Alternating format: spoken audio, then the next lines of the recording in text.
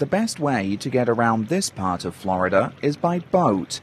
The Kissimmee River flood basin is part of a 47,000 square kilometer ecosystem that includes the Everglades, the largest subtropical wilderness in the United States.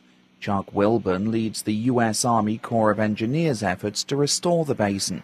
He says channels built during the 1960s and early 70s to prevent flooding caused serious damage to the ecology of the Everglades and southern Florida's wetlands. What that has done is it has changed the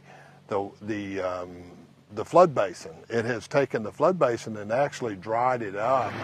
The channels drained 2/3 of the flood basin, so in 1992 the U.S. Congress approved work like this dam to restore more than 100 square kilometers of flood basin.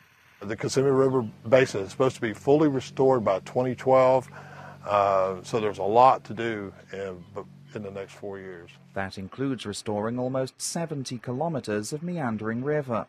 Further south in Florida's vast sugarcane fields, restoration efforts have been given a boost with a tentative $1.75 billion agreement between America's largest sugarcane producer and the state of Florida. Under the deal, which is still being negotiated, U.S. Sugar would halt operations in about 6 years' time and sell nearly 780 square kilometers of sugarcane fields to make way for a network of reservoirs and marshes to channel water back into the Everglades.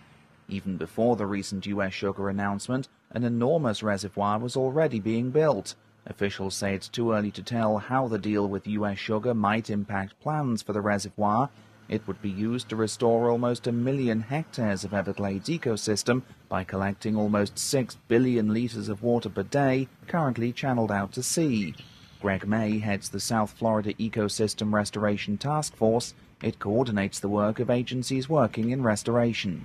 We've got to make sure we've got a place to store the water, that we can clean the water, and that we can ensure that the flood protection that is necessary to protect the 7 million people that surround the remaining Everglades is all in place.